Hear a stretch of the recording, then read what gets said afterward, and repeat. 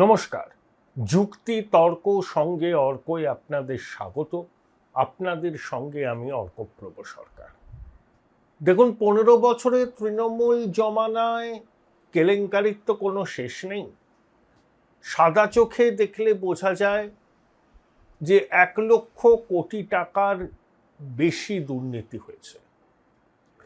CAG report 25শে July বিধানসভায় দাখিল হওয়ার পর পরবর্তী অধিবেশনে তা নিয়ে কাটাছেঁড়া হবে, আলাপ আলোচনা হবে এবং রাজ্যপালের সুপারিশ যদি থাকে এফআইআর দাখিল করা হবে, কেউ বাদ যাবে না। এগুলো হচ্ছে দপ্তর ভিত্তিক দুর্নীতির খতিয়ান। হীরক রানীর সরকার কখনোই স্বচ্ছতাকে অগ্রাধিকার দেয়নি। একটাই লক্ষ্য ছিল, ক্ষমতায় যখন আসীন হয়েছি কেন্দ্রের সরকারের সঙ্গে ঝগড়া করব। এই নির্মম মহিলা অত্যন্ত কুটিল প্রকৃতির মানুষ। তার কাছে রাজ্যের মানুষের স্বার্থ নয়, কিভাবে পরিবার এবং খোকাবাবুর স্বার্থ সুরক্ষিত রাখা যায় সেটাই অগ্রাধিকার। উনি যে প্রতিষ্ঠিত চোর সেটা জনমানসে ইতিমধ্যেই ধারণাটা বদ্ধমূল এবং এবার সেটা একেবারে তথ্য প্রমাণ সহ এটা প্রমাণিত হয়ে যাবে। এই যখন আবহাওয়া, তখন একটা নতুন কেলেঙ্কারির গন্ধ কিন্তু সামনে আসছে। সেই কেলেঙ্কারির অঙ্ক 1000 কোটি টাকার বেশি। কি সেই কেলেঙ্কারি সেটাই আপনাদের বলবো। তার আগে আপনাদের স্বনির্বন্ধ অনুরোধ, চ্যানেল সাবস্ক্রাইব করবেন, থ্যাঙ্কস বাটনে ক্লিক করতে ভুলবেন না। 23শে জুলাই নবান্নে মুখ্য সচিব মনোজ আগরওয়াল, রাজ্য পুলিশের মহানির্দেশক, কলকাতার পুলিশ কমিশনার, স্বাস্থ্য সচিব, স্বরাষ্ট্র সচিব উপস্থিতিতে মুখ্য সচিব প্রেস কনফারেন্স করেছিলেন। তার কার্যকালের মেয়াদ 6 মাস বাড়ানো হয়েছে। 31শে জানুয়ারি 2027 পর্যন্ত মনোজ আগরওয়াল মুখ্য সচিব থাকবেন। তা মনোজ আগরওয়াল খুব গুরুত্বপূর্ণ কতগুলো সিদ্ধান্তের কথা জানিয়েছেন সরকারে। দেখুন, 2023, 24, 25, 26 এই 4টে বছরে 20 লক্ষ নতুন বার্থ সার্টিফিকেট ইস্যু হয়েছে। এসআইআর এর ঘোষণার পর জন্মের শংসাপত্র ইস্যু হওয়ার সংখ্যাটাও জিওমেট্রিক প্রোগ্রেশনে বেড়েছে। সরকার প্রাথমিকভাবে তদন্ত করে দেখেছে যে এই 20 লক্ষ জন্মের শংসাপত্রের মধ্যে 25% নিয়ে প্রশ্ন তোলার অবকাশ আছে। সন্দেহজনকভাবে জন্মের শংসাপত্র ইস্যু করা হয়েছে। 1997 সাল থেকে পঞ্চায়েত প্রধানরা জন্মের শংসাপত্র ইস্যু করতে পারতেন। 2000 সালে বামফ্রন্ট সরকার পুরসভার চেয়ারম্যান, মেয়রদেরও এই ক্ষমতা দেয়। অর্থাৎ দীর্ঘদিন ধরে নির্বাচিত জনপ্রতিনিধিরা জন্মের শংসাপত্র ইস্যু করতেন। কিন্তু 2023, 24, 25, 26 এই 4 বছরে 20 লক্ষেরও বেশি জন্মের শংসাপত্র ইস্যু হয়েছে। তার 25%কে নিয়ে সন্দেহ দানা বাঁধছে প্রশাসনের শীর্ষ মহলে। তাই এবার থেকে সিদ্ধান্ত হয়েছে যে কোনো পুরসভার চেয়ারম্যান, পঞ্চায়েতের প্রধান, নিগমের মেয়র তারা কেউ জন্মের শংসাপত্র ইস্যু করতে পারবেন না। এই জন্মের শংসাপত্র ইস্যু করার অধিকার থাকবে আধিকারিকদের। এবং এই যে বিগত বছরগুলোতে যে জন্মের শংসাপত্র ইস্যু হয়েছে, কোন নথির ভিত্তিতে সেটা সরকার খতিয়ে দেখছে এবং জন্মের শংসাপত্র এবং কোন নথির ভিত্তিতে সেই শংসাপত্র দেওয়া হয়েছে সেগুলো ডিজিটাইজ করা হবে। ভবিষ্যতে যখন জন্মের শংসাপত্র ইস্যু করা হবে তখন সেই আধিকারিককে দায় নিতে হবে যে এই নথির ভিত্তিতে আমি জন্মের শংসাপত্র ইস্যু করেছি। যদি দেখা যায় ভবিষ্যতেও জন্মের শংসাপত্রকে নিয়ে প্রশ্ন উঠছে, দুর্নীতির অভিযোগ উঠছে, তখন সংশ্লিষ্ট আধিকারিককেও কঠোর শাস্তির মুখে পড়তে হবে। Messages loud and clear. এবং যাদের জন্মের শংসাপত্র নিয়ে প্রশাসনের মধ্যে সন্দেহ আছে, তাদের কিন্তু তথ্য পুনরায় যাচাই হবে, এবং যদি নিশ্চিত দেখা যায় যে এরা বিদেশি নাগরিক, অনুপ্রবেশকারী, এদেরকে জন্মের শংসাপত্র ইস্যু করার পিছনে অর্থের লেনদেন, রাজনৈতিক নেতা থেকে শুরু করে আধিকারিক সবাই যুক্ত, তাহলে তারা কিন্তু আইনের আওতায় চলে আসবেন। দেখুন, জন্মের শংসাপত্র ইস্যু মুখ দেখে তো হয়নি। তোলামূল এর পিছনে প্রচুর টাকা তুলেছে, স্থানীয় স্তর থেকে তুলেছে। দিদিমণি কি বলেছেন, তাড়াতাড়ি জন্মের শংসাপত্র ইস্যু করো। আরে দুয়ারে সরকারের শিবির থেকেও জন্মের শংসাপত্র ইস্যু হয়েছে। অর্থাৎ এসআইআর এর যখন ঘোষণা হলো এবং কোন কোন নথি জমা দেওয়া যাবে, যেটা যখন কমিশন জানালো প্রামাণ্য নথি হিসাবে, তখন হীরক রানী বললেন যে ইস্যু করো, ইস্যু করো, ইস্যু করো, ওবিসি সার্টিফিকেট ইস্যু করো, কোনো নথি টথি যাচাই করার ব্যাপার নেই। বুঝতে পেরেছেন? কত রোহিঙ্গা, কত বাংলাদেশি অনুপ্রবেশকারী এই সুযোগে জন্মের শংসাপত্র বাগিয়ে নিয়েছে বিনা নথিতে, হয়তো জাল নথি দিয়ে। আগের তৃণমূল সরকার কি বলতো, যে সীমান্ত সুরক্ষার দায়িত্ব বিএসএফ এর। অবশ্যই অমিতজি স্বীকার করেছিলেন সীমান্ত সুরক্ষার দায়িত্ব বিএসএফ এর। বিএসএফ দোয়া তুলসী পাতা নয়, বিএসএফ এর মধ্যেও এমন কিছু আছে যারা এইসবে মদত দেয়, চোরাচালান, অনুপ্রবেশে। কিন্তু অনুপ্রবেশকারীরা সীমান্তে ঢুকে সামনের জনপদেই তো প্রথমে যায়। তখন তো সংশ্লিষ্ট রাজ্যের প্রশাসনের উচিত তাদেরকে চিহ্নিত করে আইনানুগ ব্যবস্থা করে যেখানে পাঠানোর সেখানে পাঠিয়ে দেয়, কিন্তু এরা তা করে না। তোলামূল এবং অতীতে বামেরা অনুপ্রবেশকারী দেখলে এদের জিভ লক লক করতো, vote bank, vote bank, vote bank. তাদেরকে লাল গালিচা পেতে অভ্যর্থনা জানানো হতো এবং স্থানীয় স্তর থেকে হরেক কিসিমের সরকারি ডকুমেন্ট জোগাড় করে তাদের হাতে তুলে দিত। এটা তো চলেছে, দীর্ঘদিন ধরে চলেছে। তাই যে সীমানা সংলগ্ন জেলাগুলোর জনবিন্যাসের পরিবর্তন তো এমনি এমনি হয়নি। ভোট ব্যাংক সুরক্ষিত রাখার স্বার্থে প্রথমে বামেরা, তারপরে তোলামূল এই জ্বলন্ত সমস্যার থেকে চোখটা বন্ধ করে রেখেছিল। তার ফলেই সীমান্তে জেলাগুলোতে জনবিন্যাসের ব্যাপক বদল হয়েছে। এখন এই মৌচাকে ঢিলটা ছুঁড়েছেন শুভেন্দুবাবুর সরকার। স্পষ্ট বলে দেওয়া হয়েছে আধিকারিকরা দায়বদ্ধ থাকবেন। নতুন করে জন্মের শংসাপত্র যাকেই দেয়া হোক না কেন, যে নথির ভিত্তিতে দেওয়া হবে, আধিকারিকদের কিন্তু দায়িত্ব নিতে হবে যে আমি এই নথিকে মান্যতা দিয়ে আমি জন্মের শংসাপত্রটাকে ইস্যু করেছি। ভবিষ্যতে যদি কোনো প্রশ্ন ওঠে সেই আধিকারিককে দায়বদ্ধ থাকতে হবে। অনেকে বলছেন যে নির্বাচিত জনপ্রতিনিধিদের হাত থেকে ক্ষমতা কেড়ে নেওয়া হলো, এটা সুষ্ঠু গণতন্ত্রের লক্ষণ নয়। আধিকারিকদের হাতেই থাকুক। ওই 97 সাল থেকে 2026 জন্মের শংসাপত্র দেওয়ার নামে একটা বড় কেলেঙ্কারি হয়েছে, এবং তোলামূলের আমলে কেলেঙ্কারিটা মাত্রা ছাড়া। হীরক রানী সব জানতেন, তার নির্দেশেই হয়েছে। তিনি বলতেন না আমি গুন্ডা কন্ট্রোল করি। হীরক রানীর নির্দেশ ছাড়া তোলামূল জমানায় গাছের পাতা নড়ত না। এখন তিনি সিজারের পত্নীর মতো সব সন্দেহের ঊর্ধ্বে উঠতে চাইছেন, এটা তো মানা যায় না। তিনি প্রতিষ্ঠিত চোর, এটা রাজ্যের মানুষ জানেন। এবার প্রমাণ সহ জনদেবতার আদালতে সেটাকে তুলে ধরার অঙ্গীকার করেছেন শুভেন্দুবাবুর সরকার।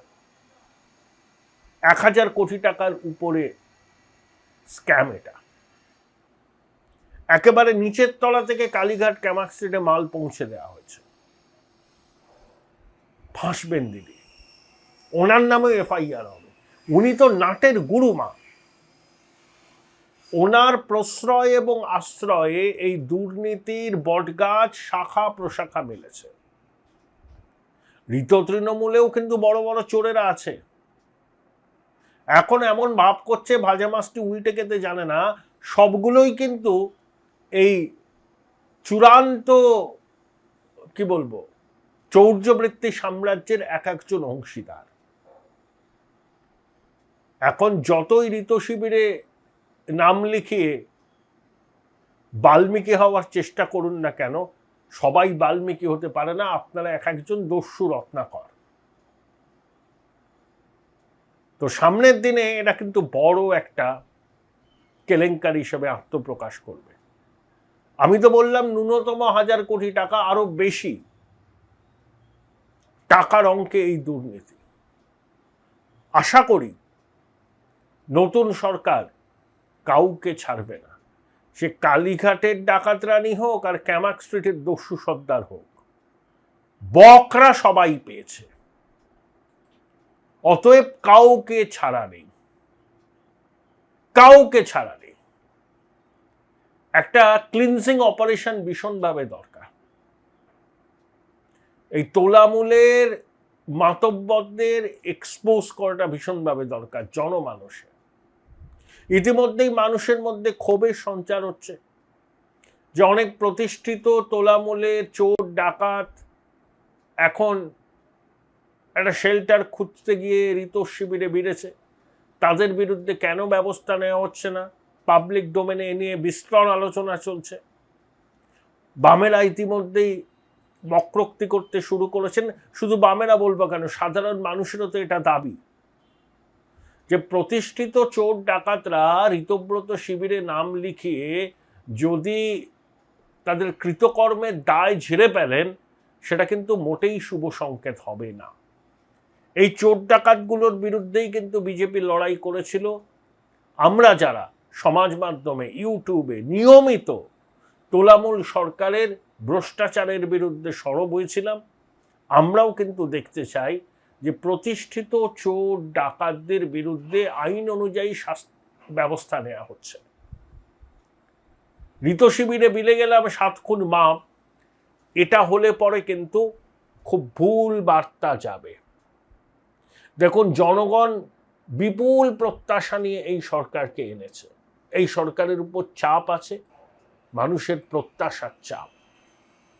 এখন সরকারের সঙ্গে সংবাদ মাধ্যম একটা মধুচন্দ্রিমা চলছে, এগুলো চলে। এবং দীর্ঘ প্রায় 50 বছর পর একটা রাষ্ট্রবাদী সরকার এসছে। এই সরকারের সদিচ্ছা নিয়ে কোনো প্রশ্ন নেই। যে গতিতে শুভেন্দুবাবু কাজ করছেন সেটা অবশ্যই তারিফযোগ্য। কিন্তু কিছুদিনের মধ্যেই যেটা হয়, সরকার আর জনগণ কিন্তু মুখোমুখি দাঁড়িয়েছে। জনগণের প্রত্যাশা পূরণ না হলে জনগণ কিন্তু আস্তে আস্তে মুখ খুলতে শুরু করে। জনগণ কিন্তু স্বচ্ছ প্রশাসন চায় এবং অতীতের সমস্ত কুকর্মের কুশীলবদের শাস্তি হোক, এটা দেখতে চায়। এটা কিন্তু জনগণের দাবি, এটা আমাদেরও দাবি, কারণ আমরাও তো জনগণের অংশ। আমি নতুন সরকারের সমর্থক, এই সরকার সফল হোক এটা চাই, কিন্তু ন্যায্য প্রশ্নগুলো আমাকে তুলতেই হবে। কারণ আমি তো সরকারেরও অংশ নই, শাসক দলেরও অংশ নই। আমি আপনাদের কথাটাই আমার মতো করে বলি যাতে সরকার সেগুলো বুঝতে পারে। তবে সরকারের ভূমিকা ইতিবাচক, এইটা আমরা দেখতে চাই যে প্রতিষ্ঠিত চোর ডাকাতরা ঋত শিবিরে ভিড়ে গিয়ে যাতে কোনো রকম সুরক্ষা না পায়। এরা কে কি করেছে সেটা বঙ্গবাসী জানে, নতুন করে আর তাদের বোঝানোরও কোনো দরকার নেই। এখন মানুষ দেখতে চায় অ্যাকশন। বিভিন্ন সংবাদপত্রে প্রকাশিত হচ্ছে যে এনসিপিআই এর 20 জন সাংসদ নাকি বিজেপিতে সরাসরি যোগ দেবেন, কারণ এনসিপিআই এটা অজ্ঞাত কুলশীল রাজনৈতিক দল। শিবসেনা শিন্দে তাদের সাংসদ আছে, ইউবিডি শিবসেনা থেকে 6 জন যোগ দিল, তাই সুপ্রিম কোর্টে মামলা হচ্ছে। আর এনসিপিআই এর মতো অজ্ঞাত কুলশীল দলে তৃণমূলের টিকিটে নির্বাচিত 20 জন সাংসদ বিললে আইনি জটিলতা বাড়তে পারে। সেই জন্য নাকি শোনা যাচ্ছে যে এনসিপিআই সাংসদদের বিজেপিতে যোগ দেওয়ানোর প্রক্রিয়া চলছে। শ্রমিকবাবু বলেছেন এটা বিজেপির কেন্দ্রীয় নেতৃত্বের সিদ্ধান্ত, যদি হয় তবে তিনি কিছু জানেন না। দেখুন, সংখ্যা জোগাড় করার তাগিদ বিজেপির কেন্দ্রীয় নেতৃত্বের আছে, কারণ তারা সংবিধান সংশোধনী বিল পাশ করতে গেলে লোকসভায় 2/3 সাংসদের সমর্থন দরকার। আমি সাম দাম দণ্ড ভেদও আমি খুব একটা কি বলবো, আমি এটাকে অপছন্দ করি তা নয়। সংসদীয় রাজনীতিতে যেখানে সংখ্যা জোগাড় করতে হয় সেখানে সাম দাম দণ্ডভেদ চলে, এটা চাণক্য বহুকাল আগে বলে গিয়েছিলেন। কিন্তু এনসিপিআই এর 20 জন সাংসদ যদি সরাসরি বিজেপিতে যোগ দেন, বিজেপির কর্মী সমর্থকরা হয়তো আড়ালে ক্ষোভের জ্বালামুখ খুলবেন, কিন্তু শৃঙ্খলাবদ্ধ পার্টি তো তারা প্রকাশ্যে হয়তো সরব হবেন না, কিন্তু ক্ষোভের তীর স্রোত কিন্তু বইছে। সেটা আগামী দিনে বড় চেহারা নেবে না, এই গ্যারান্টি কেউ দিতে পারে না। যাদের বিরুদ্ধে লড়াই করলাম, যাদের বিরুদ্ধে মাটি কামড়ে পড়ে থেকে এই সাফল্য এলো, তাদের দলের সাংসদরাই যদি আমাদের দলে ভিড়ে যায়, সেটা কিন্তু বিজেপির কর্মী সমর্থকরা ভালোভাবে নেবেন না, এবং সাধারণ মানুষের একটা বড় অংশের কাছেও খুব ভালো বার্তা যাবে না। বিজেপির শীর্ষ নেতৃত্বকে এটা কিন্তু ভাবতে হবে। আপনি এনডিএর সমর্থক হন না, 3 বছর লোকসভায় থাকবেন, ওয়াকআউট করবেন, হট্টগোল করবেন, তো লাভ নেই। রাষ্ট্রহিতে কিছু কাজ করতে চান করুন, কোনো অসুবিধা নেই, কিন্তু সরাসরি যদি আপনারা বিজেপিতে যোগ দেন, সেটা কিন্তু বাংলার মানুষ কিন্তু মেনে নেবে না। এটা কিন্তু পরিষ্কার। ট্রামে, বাসে, চায়ের দোকান, মেট্রো রেল, লোকাল ট্রেন, সওদাগরি অফিস, কলেজ, আদালত, কান পেতে শুনুন মানুষের মনোভাব কি এই 20 জন সম্পর্কে। তাদেরকে যদি বিজেপি নিয়ে নেয় রেড কার্পেট বিছিয়ে, সেটা কিন্তু জনগণের রায়ের সঙ্গে বিশ্বাসঘাতকতা করা হবে। আশা করি বিজেপির শীর্ষ নেতৃত্ব পশ্চিমবঙ্গের মানুষের আবেগ, তাদের দলের কর্মী সমর্থকদের মনোভাবকে মান্যতা দেবেন, দিয়েই তারা চূড়ান্ত সিদ্ধান্ত নেবেন। ভাই এটা মডেল না খাতা, আর কত ফটোগ্রাফি করবি? চুপ কর, সামনে মাধ্যমিক, নোট জোগাড় করে পড়তে হবে। কবে পড়বি ভাই? গ্যালারি তো নোটের লাইব্রেরি আর স্টোরেজে পিডিএফ এর ছড়াছড়ি। ধুর, কোনটা পড়বো কোনটা ছাড়বো কিছুই তো বুঝতে পারছি না। আরে তাহলে মৌলিক লাইব্রেরির বই পড়। ওদের সম্রাট এক্সক্লুসিভ সাজেশন বইগুলোতে পাবি সমস্ত গুরুত্বপূর্ণ এমসিকিউ, এসএকিউ ও বড় প্রশ্ন একেবারে উত্তর সহ। কমন পাবো তো? টপারদের জিজ্ঞেস কর। সম্রাট এক্সক্লুসিভ সাজেশন মাধ্যমিক, ভালো রেজাল্টের পাসওয়ার্ড।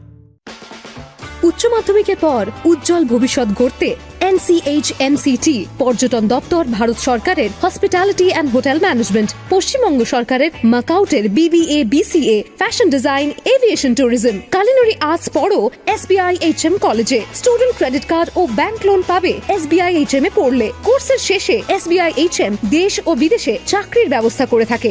SBI HM হলো পশ্চিমবঙ্গের সেরা ম্যানেজমেন্ট কলেজ। SBIHM.com।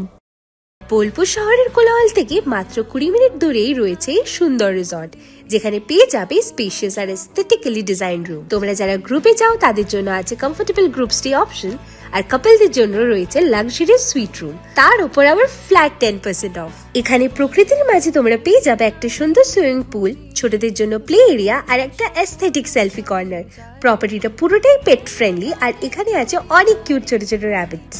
সকালের ব্রেকফাস্ট থেকে ডিনার পর্যন্ত পেয়ে যাবে একদম হোমলি কমফর্ট ফুড, যা এক কথায় অসাধারণ।